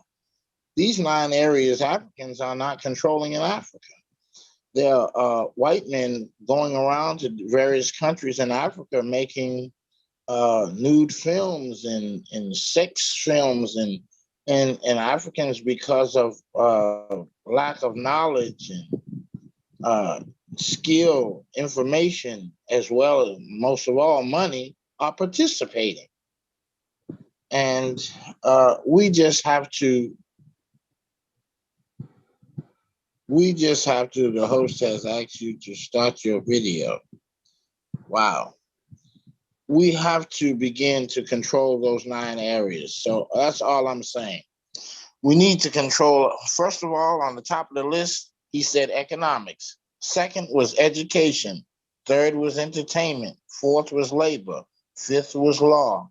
Like, we can't continue to submit to the International Criminal Court because they are not trying white people. They are only trying Africans in this court. So with that, I'll say thank you. Y'all have a great day. Appreciate you taking the time to listen. Have a nice evening. All right. Thank you so much, King Metropolitan. Yeah. So that's what I saw on the screen. So sorry for calling you that. All right. So I'll give King John the opportunity to ask his question. King John. King John. All right. Please go ahead. King John. Is this still muted or? He's not muted, but we can't hear him. We can't hear you, John. Maybe you need to unmute yourself where you are. I don't know. We can't hear you.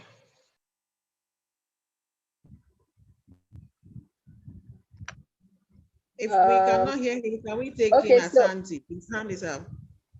Oh yeah, I wanted him to be the last person. There is one more person on the, there's one more person. So I want King Asante to be the last. So King HCC. King John can talk now. I think his mic is unmuted.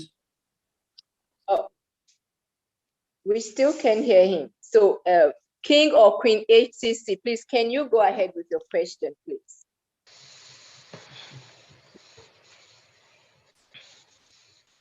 King or Queen HCC?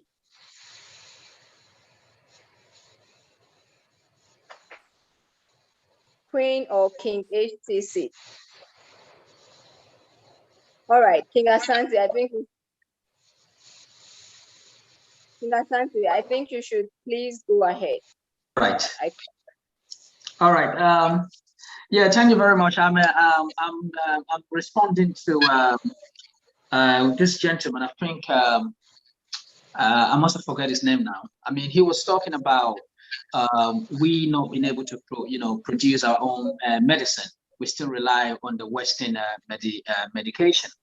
I think that must be a valid point, and it's just something that ACUP should obviously look into. I think we cannot attempt to brush such a question or such a sentiment aside. It's because your well-being is very important, and if you look into other continents, you see that people obviously use the environment to heal themselves. I mean, you can see that it's quite embarrassing when you look at the recent happening of COVID-19, and you will see, let me just get as a case study, you will see how Asante Hine was sitting there, getting buffed up with his injection. You see how Nana Akufo and the rest of it, and everybody else is jumping for the white man medicine. It's absolutely crazy, because at the end of the day, if you look at it really, you cannot share your food. Let's say, for example, you have a dog and a goat at home. You don't feed them with the same food because they're both different.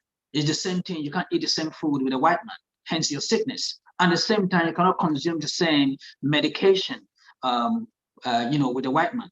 Our environment is enough for us to heal ourselves. And these are the things that ACUP will be looking into in the near future, whereby we have all the herbs around us, and these herbs are very important. So ACUP government, every time that it happens, we have to invest, not just ACUP Ghana, but ACUP all over Africa.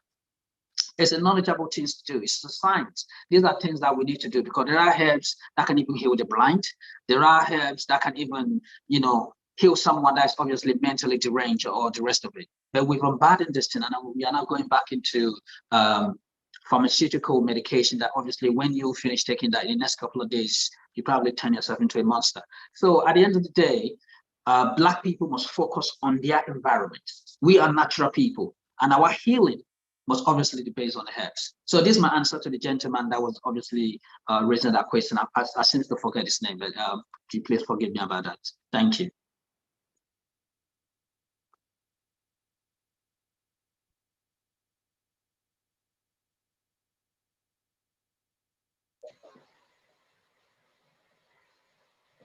You are muted. Yes. You I'm are so muted. sorry. Yes. All right, King Asante, thank you so much for that answer. Yeah, thank you. You really helped us out there. Thank you. All right, so I want to believe that we are done with all of our questions. And if we have more questions, please let's write them out. And we are going to get those questions out also on paper, and then see how we can attend to them and send the answers through the appropriate channels to everyone. Thank you so much. So I'll be inviting Queen. Yeah. Now I'll be inviting Queen Evelyn to take over from me. Queen Evelyn, are you ready for us, please? Yeah, I'm ready. Thank you very much, Queen Ikua, for the splendid job, and for Queen Afiba, King Ahikan, King Asante, and King Kabala for your contributions. So I think this is a little bit extension of the question and answer time. We want to discuss any other business, but before we start with everybody, I think we'll start with the raising of hands when you have any other business to discuss. But what I would like to encourage all of us, ACUP Ghana branch, is that everybody has a role to play. Before the colonizers came here, we work in communities. Each person plays a role. each person mobilize. So if you are in with a small group and you are on this call, talk to your members. Let us join together, because being in small groups will not help us. We need to put our hands together, one big family, and bring a change. And the other thing I would say also is a way of answering Chris part of his question about the color, white or light-skinned Africans. You know, if you read the history of the Moroccans, the Tunisians, the Algerians, and all, they are all colonized by French. And through that, they were not white, they were not light-skinned, but through intermarriage and all,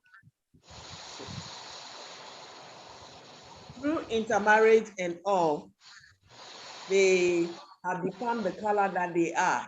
So it's something that we are starting. Nobody should be on this platform and think this is a joke. We are all angry and hungry for a change. And this is something that will move forward, and it will be a catalyst. It will affect the whole of Africa. We can be doubting for now, but doubt is not part of us. So please, this is not a joke. Nobody thought this will happen. I was boiling in my blood that this idea is in the head of individual Africans. And truly, today we are together and we are discussing this. And I'm encouraging everybody, go and spread the word. If you see somebody who is tired of the normal things that are happening in Africa, speak to other people to join. The youth are the group that we really need right now. Those in the JSS, by the time it's 2024, they'll be ready to vote. They are the people we need. If you are in educational institutions, let us know. Our mobilization team will join you, will bring more people on.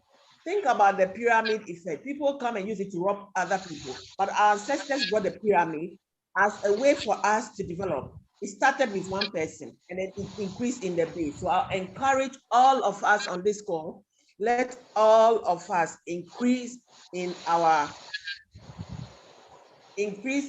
base so that we can bring more people on board. And this ACUP that we have started with the Ubuntu movement will be something that some of us, before we lay our head down and leave this planet Earth, our spirit will be happy that we started something and we are leaving a legacy for our generation. Thank you very much. Any other business, any other person who has something to say? So I'll look if somebody has, and we'll ask for them to be allowed to speak. So just a second. Okay, so we have the hand of Giovanni's up. Please, moderator, can you allow him to speak? I think we had Rock who spoke earlier on, but Giovanni should be allowed to speak now. Then next will be Rock. Thank you. And afterwards, can I speak, please? I think because I'm a moderator, I can't raise my hand somehow. So I'm trying to raise it like this. Afterwards, I'll wait for my turn. But let Giovanni speak. Then after that, Rock, and then I'll speak afterwards. Yeah.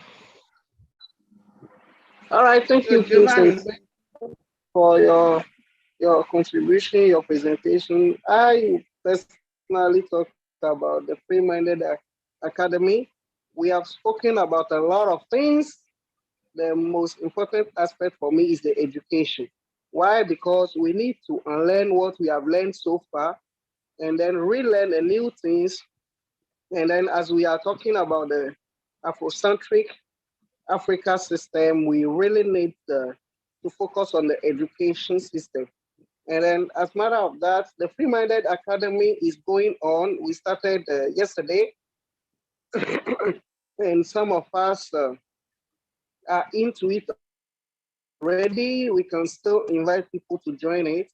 And then we get involved in the vision and work towards the accomplishment and the achievement of whatever we have planned to achieve. Talking about tribalism in Africa, I will not waste time on it. I guess we have the platform, we can continue discussing about it. And my main point is the education. And then the Free-Minded Academy should also focus on the aspect of educating young people, because they are the upcoming generation. And what we are seeing now, the grown-up we are seeing now are the result of the education system they have been through. And then if we want to prevent what is going on now to come and to happen in the coming years, we really have to focus on the young people, the coming up generation, and then teach them more about Africa, believe the Ubuntu from the childhood so that they grow up with it. I think that's my little contribution. We should focus more about education. Thank you, and then we can continue with the show. Thank you. Thank you for your contribution. So we can ask King Rock to bring his contribution up now. Thank you.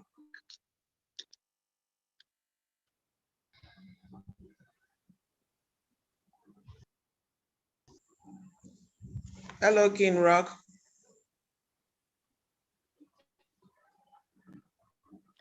If he's not ready, Queen Afiba, you can bring in your contribution, please. Yeah, Queen Afiba, you can just go on. Yeah, okay, I'll be very quick. I was just encouraging people to take the time to read African history, and I mean real African history, because the problem with a lot of us is we've been taught history from a Eurocentric point of view. So we need to go back to some of the great African historians like Sheikh Anta Diop, you know, even Pan-African activists like Marcus Garvey, etc., etc. There are a lot of books out there that we can read. I think it's very important that we are solid in that aspect, so we know our history. And the other thing I was going to say is we talked about, you know, the 1963 conference. Again, I would encourage you to read Kwame Nkrumah's speech that he gave at Addis Ababa in 1963. It's not very long, but it's one of the greatest speeches on Pan-Africanism that I've heard. And just to support what King Asante and other people said earlier, I do think one of our aims is to ensure that at the very minimum, when we start this off, or when we, you know, the very minimum we should aim to secure is to make sure Africa has food security. You know, in terms of things like health, food, and security, we should never outsource it to a third party the way that our current leaders are doing. If you depend on food imports, they can put anything in the food, and you know, and now they've developed all sorts of technology, you know, which have different impacts on different DNA. So they can actually target certain groups of people and make them basically sterile if they want to through food. That and you know, this is not propaganda. That technology is there. So we as Africans need to ensure we've got 60% of the world's arable land. Why on earth do we have to import food? You know, and then when it comes to health, just as King Asante said, I found it pretty embarrassing when our leaders were going around the world begging for COVID vaccines. Say, seriously, do we not have the brain and the capacity to develop our own medicine or our own vaccines if needed? Why do we have to go and beg these countries who have been crying out that Africa is overpopulated, which is, by the way, a lie, because Africa's land mass is about 3 times the size of Europe, 3 times the size of America, etc. And you can add India, China, all of that, it will fit neatly into Africa. So, and we've only got about 1.3 billion people. India has got 1.4 billion people. Its land mass is only about 8 million square kilometers. Africa has got 1.3 billion people, and our land mass is 30.5 square kilometers. So literally more than 3 times the size of India. The same applies with China. China has got 1.4 billion people on a land mass of just 9 million square kilometers. Africa, we've got plenty of land. Literally, we can triple in size in terms of population and still be able to be self-sufficient in terms of food. So I think it's one area that we really, really need to focus on. So I'll leave it there. I just think these are things we need to think about. Okay, thank you very much, Queen Afiba. I think we have John online now, so if he can be unmuted to talk. It's the 10th of John. Then after that, we go to Remarkable and then King Asante, because we have about 10 minutes to close. So, can anybody hear me? over to you. Hello. Can anybody hear me now? Hello. Yes, we can. Although it's quite low, we can hear Yes, it. speak up a little bit. Your voice is low. I'm not going to be too long. I had two questions to ask earlier on, and I'm going to give you about 30 minutes contribution. Sorry, 30. Sorry, not 30 minutes. 30 seconds contribution. First of all, when we talk about security for Africa, what we mean by security for Africa, in what way are we going to secure ourselves, to protect ourselves from foreign invasion, from foreign forces? Let's take UK for example. UK with their arms can even flatten the entire African continent. We're not even ready yet. And I can agree and disagree with my brother Mufasa, Mustafa or Mufasa, whatever the name was. Because what it is it will take time. Because if you look at the movies that the white man has made and all the depiction of the arms, when you look at it, it even strikes fears in your heart. And I do understand that a black man, myself included, we all scared of death. Straight up, we all scared of death. I raised my hand first. The gun, the nuke. These guys are these demons of what is that? Upgraded themselves. What do we have? We don't have nothing. We're gonna have to go through the grassroots level and start building up. So when it comes to security, what security are we talking about here? How are we gonna protect ourselves from them? Just in case they decide, okay, we rise up, we're gonna stop them from exploiting us. And they will say, no, whether you like it or not, we're going to still exploit you, and you can't do nothing about it. How are you going to protect ourselves? That's number one. And what are we doing to rid ourselves of the white Jesus concept and the Muhammad concept? It's a disease in Africa. The religion, like my brother Asante said, the majority of us have already hit on it. It's a disease in Africa. How are we going to, because we are like-minded people. We're talking about it, but what about the average man on the street in Africa right now? What are we going to do to take out that Christianity and Muslim, the Islamic faith from us, so that we can start? Because the black man is too stupid and like ingratiating themselves to other cultures. Look at the Chinese; they're very insular. That's how they're built. We have to do the same. So those are my two questions that I wanted to ask earlier on. Thank you very much, Brother John. I think let me say this lightly. We have problems. When we talk about economy, all the pillars we've made mention of, they are all problems. But if we sit here and talk about the problems, we will not find a solution. So we find the problems, we look for a solution, and each one teach one. So all of us here is our problem to solve. We know the European and the Western countries, when it comes to arms, they are really, really, really developed. And none of us on this call is perturbed. Fear is not a good thing. It can come and destroy us. And that's one of the reasons why the leader of ACUP is not the human being, it's the vision. That's why we need more grassroots people. So when I am not there, Brad John, you pick it up with all the strength and not fearing, and talk about the vision for everybody to be affected. I think King Asante talked about the African science. And as it was stated, we are going through some education on the background. So with the education, those questions will be answered. I think what we have to do on the side is we will look for your number. If you can type it in the chat box, we'll talk about that, and to be able to talk about the fears. Because if we want to talk about fears and how powerful they are, there's nothing we can do. But that fear is not a good thing. And we cannot put our mission, vision, and whatever we are doing on fearing anybody. We can. The spirit of our ancestors are following us, and we can do it. And also, I just wanted to, yeah, sorry. I just wanted to add to his question. Please, one at a time, please. So the fear is not of us. The spirit of our ancestors are with us. We shall do it. I mean, you think what I'm saying and their guns is nothing in comparison, but with time, it's a journey we are taking. And with time, you understand that they cannot conquer us. If they could have, they would have conquered us long time and take all our resources. But as a matter of fact, we are a market for them also. So they are afraid to destroy us. So distraction is something they can do, but they cannot do it. So based on that, we'll be in touch, we'll educate more, and then we'll get there. Queen Afiba, now you can go on. Sorry for interrupting. I just wanted to say quickly that some things to also consider is that, you know, nothing is static. Whilst we develop our own technology, and, you know, we've talked about African science, which I want to find out more about myself, but, you know, from the get-go, we have the ability to form alliances, short-term strategic alliances.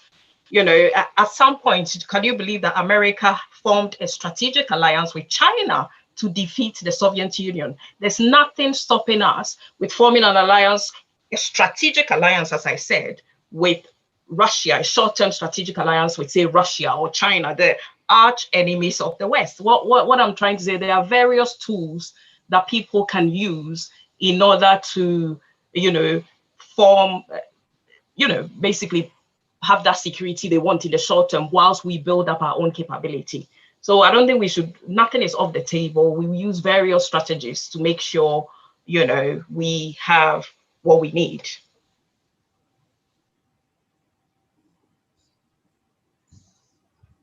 Okay, thank you very much, Queen Afiba. I think I see the hand of Kina Hinka up before Kina Santi. So we want Kina Santi to summarize it up for us. So Queen Kina Hinka, please, it's your turn.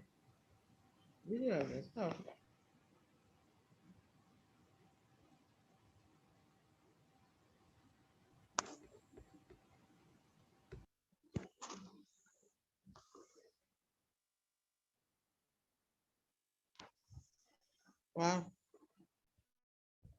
Hello, moderator, please unmute Kina Hinka.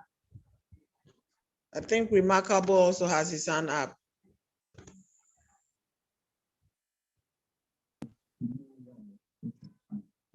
Yeah, okay, I'm unmuted now. Thank you very much. So basically, the concerns are all uniform, and it's critical that we kind of take note of what everybody's talking about, because it's all coming together. And like Afiba or I think Asante was saying, you have to know your history. Professor Smalls puts it like this: knowing the history helps you to erase the mystery of the white man, because everything they have at us is so mysterious. We don't know the head and the tail. But once you dive into the history, you begin to understand how do I even taking care of our thing here. So knowing our history is key. So the recommendation is get back and read your history. If you stick with just the Bible chronology alone, you might get lost. Or the Quran, you might get lost, because they built all that to come mess your brain up. At the end of the day, go into the historical records and check it out. And that's where you're going to find out, like we're calling ourselves kings and queens. This is something that was so natural to us, you know. So let's all get around getting our history intact. Once we get that, we'll be able to erase the mystery, and then we can go ahead and do our black magic, as they say, African secret sciences. That's what's going to protect us at the end of the day. No nuclear weapon, no nothing. African secret science is what is going to take us to the next level. So I just want to end it here, because it looks like we're taking too much time. Thank you, guys. Okay. Thank you very much. Kina Santi, please wrap it up for us. All right. Thanks everyone. The participant. I also thank John and everyone that took the time to meet us today to discuss this issue. It shows that the African in us, wherever we might be, whether on the continent or outside of the continent, Africa is dear to us. It's our very land. Just quickly to what John said about the fear. You know, sometimes when you look into some of these movies that it's being shown in Hollywood and the rest of it, might just think it's just a fairy tale, but it isn't. These are reality. I mean, the power that the Western world possesses is an enormous. And again, we cannot form any alliance or short-term alliance or long-term alliance with Russia. Africa should realize that we have no friends. We are on our own. This particular skin is the most expensive and the most valuable skin that we carry. And anyone from outside the continent sees this skin to be a threat. So we must protect ourselves. First and foremost, we have over 30 million people in Ghana, and I can assure you, many of us are Christians or Muslims. And once you are a Christian or Muslim, you are indirectly aligned to the West, or maybe to Saudi, or wherever you may call yourself. But the truth of the matter is, we must educate ourselves. That is the biggest weapon we have. We must educate the mind. We must focus on ourselves and speak truth to power, educate the youth from the age of 6. The child has to know that this is the current situation that we're in, and we must obviously imbibe the knowledge of our people to them. And in the area of the African science, it is very important. We cannot write that off, because African science is the solution to the political mess that we are in. African science is the solution, the power that is greater than the military might that America have. It might sound very jovial to you that it's just African science, but I can promise you, African science is the ability that make America have an invisible drone that you cannot see with the eyes, that before you know it, it's only going to take like 3 minutes to flatten the entire Ghana, or probably maybe Ashanti region. I can promise you that. This stuff are enormous. The British have it, the American have it. It is true African science. It is from us. Let's go back into it. Let's introduce this to our various education. And also, let's focus our minds on how to produce food for ourselves, take care of our lands, instead of giving the lands to the Chinese, but them moving around like vultures on our lands. Our lands are very fertile. We produce 40% of our food to the United Kingdom market. You can see recently that the Secretary of State of Great Britain is already in Ghana. Why? Because they are looking for a trade deal just after the mess of the Brexit, because they know that they are in a very difficult situation. I'm privy to some of these things here because I live in the United Kingdom, and I work for the government, once in a while here and there. And these are some of this. It's quite frightened. I can assure you that Britain is wavering. That's the reason why they're running straight back to Ghana and other parts of Africa. We give food to the world. We have to feed ourselves. And the only thing that's lacking between us of not feeding ourselves is common sense. Thank you. And it's common sense that we need. Okay, thank you very much. We've come to the end of the first historic ACUP program in Ghana, and I hope we've come to the end of the first historic ACUP Ghana edition, and I hope you've all had a great time and you have something to take back to the grassroots, and we need to mobilize more people.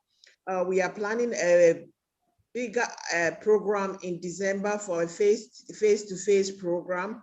So please, today we had about 50-something people joining us, but we want to increase the numbers. So let's go out, spread the news, so that come December, there'll be a bigger crowd, so that we can take back the continent to ourselves. Thank you all for your contribution and your attendance and your data you've used, your time, and I wish you all the best. I wish that the spirit of our ancestors will quicken us, will make our blood boil, and we would have sleepless nights till we see the vision of ACUB come to a fruition. Thank you all for joining.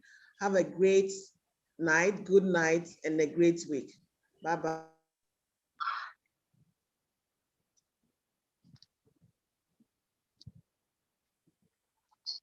Good night. Good night. Let me see if I'm leaving. I haven't lived in. Yeah, man. Asante, Rebecca, sir.